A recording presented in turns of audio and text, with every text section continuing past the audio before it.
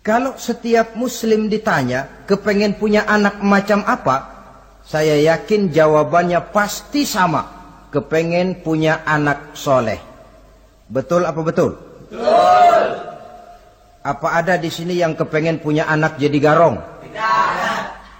Saya kira jangankan kita yang insya Allah termasuk orang baik-baik, orang yang tidak baik saja tidak pengen kok anaknya tidak baik. Maling saja tidak pengen anaknya jadi maling. Copet saja tidak kepengen anaknya jadi copet. Dia masih bisa bilang sama anaknya, "Nak, bapakmu sudah kadung jadi maling, kamu jangan nurunin." Itu yang ketahuan malingnya. Maling saja tidak pengen kok anaknya jadi maling, apalagi yang bukan maling. Tapi anak yang soleh ini, saudara, bukan proses yang sekali jadi. Anak soleh tidak akan muncul dengan simsalabim. Anak soleh tidak muncul dengan slogan.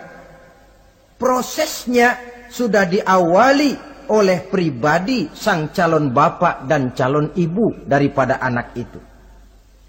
Itulah sebabnya untuk mendapatkan anak yang soleh ada dua usaha yang harus dilaksanakan. Pertama, usaha zohir, artinya usaha yang kelihatan oleh pandangan mata. Apa saja yang termasuk usaha zohir ini? Pertama, pribadi calon bapak dan calon ibunya.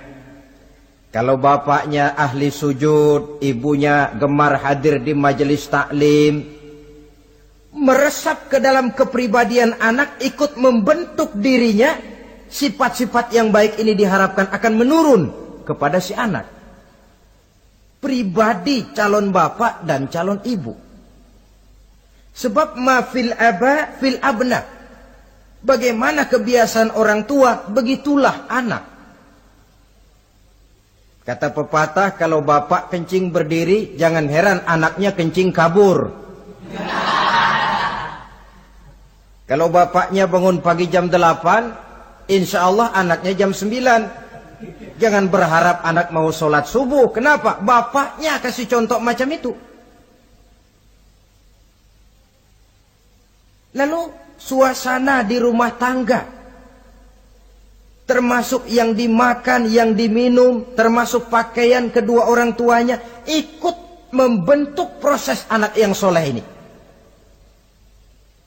Kita kan tahu Rasulullah Shallallahu Alaihi Wasallam bersabda di dalam hadisnya, "Inna ahadakum yujma'u khalquhu fi batni ummihi arba'ina yawman nutfah." Tiap kamu diciptakan Allah dalam rahim ibunya itu 40 hari nutfah.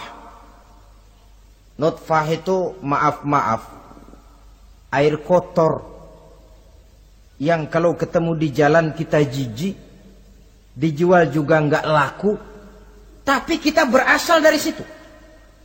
Dan itu dihasilkan dari saripati makanan yang dimakan oleh sang calon bapak, sang calon ibu.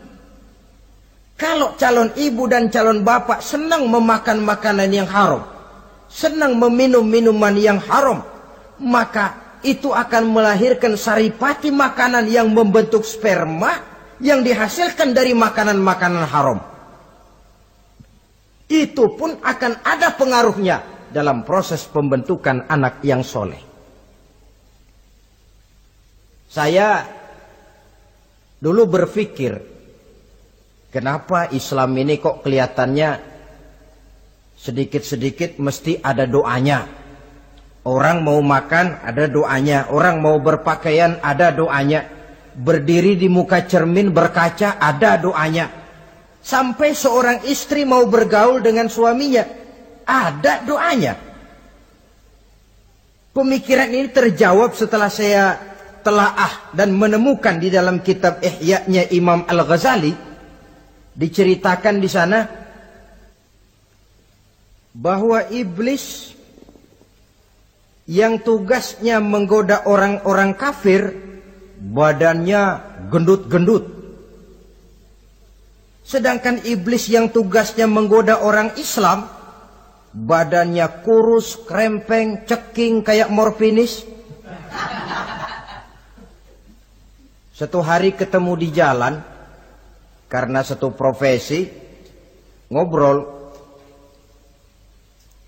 Ini iblis yang tugasnya menggoda orang kafir bertanya kepada iblis yang tugasnya menggoda orang Islam. Badanmu kenapa kurus macam begitu? Kata yang menggoda orang Islam, bagaimana saya tidak mau kurus? Saya ini ditugaskan menggoda orang-orang Islam.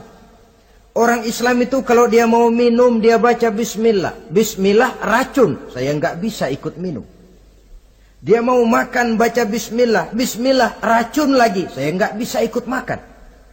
Dia mau tidur, tarik selimut, dia baca bismika Allahumma ahya wa amut, racun lagi aja. Saya nggak bisa tidur di selimut, terpaksa tidur di emper, mana keanginan. Dia mau bergaul sama istrinya, dia baca Allahumma jannibna syaitan wa jannibi syaitan fima razaqtana. Racun lagi, saya nggak bisa bantuin, cuma ngeliatin dari jauhan. Bagaimana nggak kurus makan hati? Kata iblis yang badannya gendut-gendut, untung benar saya menggoda orang kafir yang nggak ada bacaan apa-apanya. Dia makan, saya ikut makan. Dia minum, saya ikut minum. Dia tidur di selimut empuk, saya masuk ke dalamnya. Dia bergaul sama istrinya, dikit-dikit saya bantuin. Allah Karim, ini maaflah kalau sudah dibantuin iblis ini, jangan heran anak jadi sangar nantinya.